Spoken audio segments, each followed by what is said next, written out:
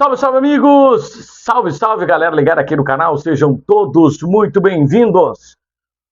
Tivemos o clássico Grenal 449 disputado nesse último domingo e deu vitória do Internacional. O Colorado venceu o jogo por 4-2, surpreendendo muita gente que imaginava que o Grêmio seria o favorito e, além de favorito, golearia o seu grande rival. Vamos falar a respeito disso depois da vinheta. Antes de prosseguir com o vídeo, eu quero aqui pedir para você, se inscrever no canal, ativar as notificações, clicando no sino, deixar o like, comentar e compartilhar. Estamos quase chegando aí à meta dos 900 inscritos, então é muito importante a participação de todos vocês. Vamos ajeitar aqui na cadeira para a gente falar mais sobre o clássico Grenal 449, que muita gente na prévia falava de que o Grêmio era o amplo favorito, que poderia vencer com certa tranquilidade, de que corria o risco de ter uma nova goleada em clássico Grenal. Enfim, estava todo mundo apontando o Grêmio como o favorito, o favoritaço, e que poderia ter uma goleada nesse confronto. Me parece que quem fala isso, e é tudo pessoal aqui do Rio Grande do Sul, não conhece a história do clássico, não sabe como é que funciona o clássico Grenal. E o clássico Grenal sempre mostra isso, Sempre quando tem um amplo favorito, as coisas costumam ser diferentes. E foi o que acabou acontecendo. O Grêmio era o favoritaço, era o principal favorito a conquistar a vitória diante da equipe do Internacional. Mas, com menos de um minuto, o Internacional já mostrou que isso seria muito diferente. O Inter teve uma primeira oportunidade ali antes do primeiro minuto de jogo. E o Inter conseguiu implementar o seu jogo, pegou muitos pontos fracos da equipe do Grêmio. O Luiz Castro depois vai ter que melhorar. A volância do Grêmio, ali a marcação, ela precisa ser ajustada. O Thiaguinho e o Arthur não acharam os jogadores de meio campo do Internacional.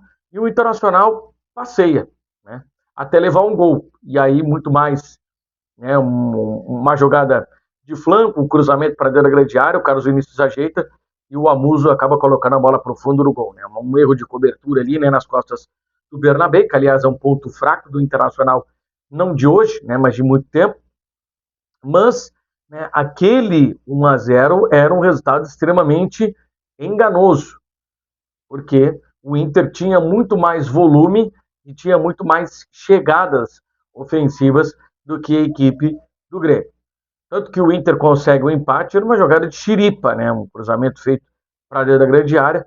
A bola acaba pegando no Borré, pega no jogador da equipe do Grêmio, pega no Marcos Rocha e vai para o fundo do gol, gol contra, e o Internacional empatava o jogo. E já ali naquele 1-1, o Inter já tinha muito mais volume, teve bola na trave, teve jogador defesa do Everton, teve jogador tirando a bola de cima da linha, enfim, pressão e pressão, E depois, no comecinho ali do segundo tempo, o Grêmio faz o segundo gol, também, numa jogada bem fortuita, um cruzamento feito, o Rocher sai para socar, a bola acaba pegando, sobra a bola, tem um chute para o gol, a bola pega no Paulinho, encobre o goleiro, cai no pé do Edenilson, o Edenilson acaba colocando a bola para o fundo do gol e fazendo 2-1.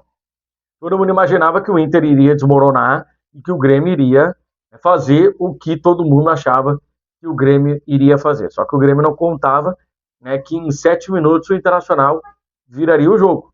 Que o Internacional faria 2 gols e viraria a partida. E depois ainda teve o quarto gol antes de chegar aos 40 minutos. E o 4-2, ele não reflete que foi o jogo. O jogo era para muito mais. Era para muito mais. O Internacional poderia ter feito 5, 6, tranquilamente, porque o Inter teve volume, teve muitas chegadas e conseguiu sempre colocar essa superioridade em cima de um Grêmio que tem alguns valores individuais melhores, mas a diferença ela não é tanta, tá? Não é como todo mundo estava falando. que havia uma discrepância de, de diferença de qualidade. Não tem essa diferença toda e o campo acabou mostrando. Tem muita gente falando, né, que quem ganhou, quem teve vontade. Não, essa tese ela não é verdadeira. Ganhou quem teve superioridade tática, superioridade técnica e superioridade física. Assim foi desenhada a vitória do Internacional. Longe de qualquer falta de vontade do time do Grêmio. O Internacional teve muito mais ímpeto e prevaleceu em relação ao Grêmio nesses 3 critérios. São os básicos para você ganhar uma partida de futebol, que é o critério técnico, que é o critério tático e que é o critério físico. Se você tiver fisicamente bem, tecnicamente bem e taticamente bem, você vai ganhar um confronto, você vai ganhar o adversário, você vai ganhar do seu adversário. E foi o que aconteceu com o Internacional.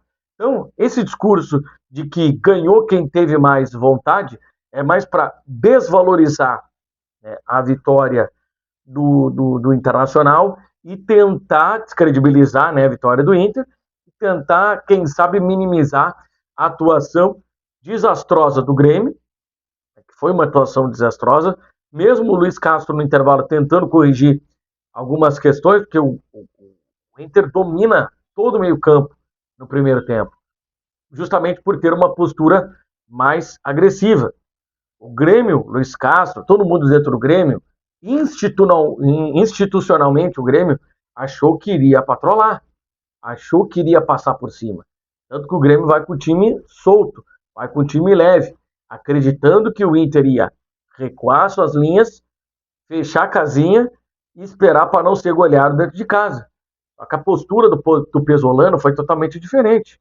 O Pesolano botou um time agressivo, um time para frente e um time para incomodar o Grêmio. Tanto que o Grêmio teve muitas dificuldades, principalmente na saída de bola e principalmente nessas tramas entre linhas que o Inter estava fazendo. No primeiro tempo, o Alan Patrick não conseguiu jogar, teve um pouco de dificuldade. Mas no segundo tempo, mesmo com as entradas do Dodi e do Edenilson, que teoricamente seriam jogadores para preencher mais o meio-campo, ter superioridade numérica ali o time do Grêmio, o Grêmio não conseguiu achar o Alan Patrick. E o Alan Patrick flutuou no campo. O Alan Patrick flutuou no campo e fez o que quis, deu aquele passe para o Borré. Enfim, eu acho que muito se fala dessa questão de que a vitória ganhou quem teve mais vontade. Longe disso. Muito longe disso. Quem está falando isso é para dar uma amenizada no fiasco que o Grêmio acabou fazendo dentro do estádio Beira-Rio. Outra situação que eu queria falar, eu fiz até um vídeo aqui falando sobre Rafael Santos Borré. E eu falei sobre a facilidade que muita gente tem, né, e aí não é só o torcedor, mas muita gente que também tem o poder do microfone, né, que é uma ferramenta muito forte, muito poderosa, e se você der na mão de alguém que não saiba utilizar o microfone, acaba sempre dando problema, né? Mas o que me chamou a atenção é que muita gente descartou o Borré. Muita gente descartou o Borré. Muita gente achava que o Rafael Borré era um cara que precisava sair, que era um cara que não poderia continuar no Internacional, que era se tivesse um bom valor, uma boa negociação, teria que vender ele. Falei aqui, olha, temos muita facilidade para tornar as pessoas descartáveis, tornar os jogadores descartáveis. Então, fica aí a lição, né, gente? O Borré não é o suprassumo da centroavância, aliás, nem centroavante ele não é o suprassumo do ataque, mas ele é um cara muito útil, né? Ele é um cara que pode render muito para o Internacional. Então, por ser um jogador caro, por ser um jogador de um calibre internacional, né, aí fazendo esse trocadilho com o time, ele realmente não encaixou nos modelos dos treinadores que passaram, né, pelo Internacional. Pesolano me parece que entendeu as movimentações, aonde o Borré gosta de receber a bola e está trabalhando isso. Claro que são apenas 2 jogos, né, que o Borré jogou, marcou 4 gols, tem 2 contra o Monson, 2 agora no Clássico Grenal, ainda é muito pouco. Mas assim como o pessoal tornou com muita facilidade o Borré um cara descartável, um cara que não prestava mais, um cara que precisava sair do Internacional, eu vou me dar o direito de dizer que eu fui um dos poucos que falou aqui que o Borré não era essa porcaria toda, que a gente precisava, né, acreditar um pouco mais no Borré, que ele poderia dar frutos para o Internacional, e principalmente, né, a gente às vezes precisa ter paciência com determinados jogadores. Se o cara jogou bem em vários clubes que ele acabou passando, não é porque ele não está bem no Internacional que ele é o pior jogador do mundo.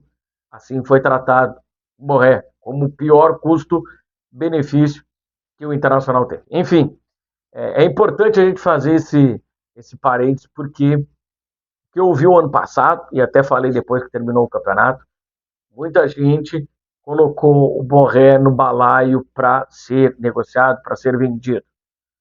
E aí eu tenho dito, temos que ter paciência, não podemos descartar absolutamente ninguém.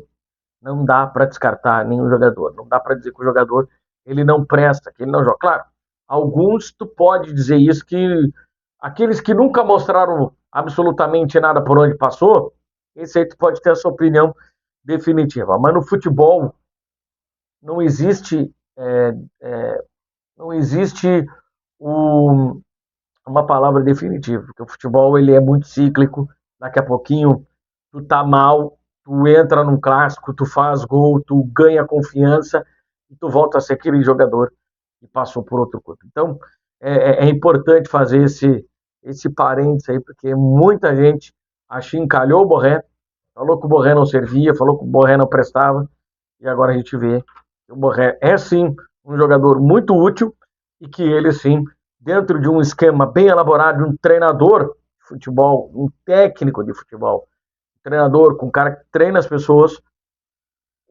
as coisas podem funcionar. E mais uma vez, né, fica aí, para deixar bem claro para o pessoal, né, que estava falando aí que o Grêmio ganhou, aliás, o Grêmio deixou de ganhar, o Grêmio perdeu porque faltou vontade. Não, longe disso. O Grêmio perdeu porque Paulo Pesolano teve superioridade tática sobre o Luiz Castro. O Luiz Castro tentou fazer as mudanças e logo nas mudanças que o Luiz Castro fez, sempre tinha o retruco, sempre tinha o contragolpe. Então, o time do Grêmio nunca ficou sem respostas nas suas mudanças. Isso mostra como o treinador do Internacional ele estudou o adversário, ele leu bem as movimentações do Grêmio, né, e o Grêmio acabou sendo engolido pelo Internacional. Claro que é um Grenal de fase de grupos, as coisas poderão ser diferentes daqui para frente. A tendência é que tenhamos Grenal na decisão do Campeonato Gaúcho, vai ser muito difícil ter um outro time a não ser a dupla Grenal, e aí são outros 500 lá na decisão do Campeonato Gaúcho. Mas que fica, né, o exemplo aí de que não é só vontade, não é só quem quis ganhar. A vitória do Inter no Grenal passa por um time técnica, tática e fisicamente superior ao seu adversário. Se inscreve no canal, ativa as notificações clicando no sino, deixa o teu like, comente, compartilha. Um abraço e até o próximo vídeo. Tchau.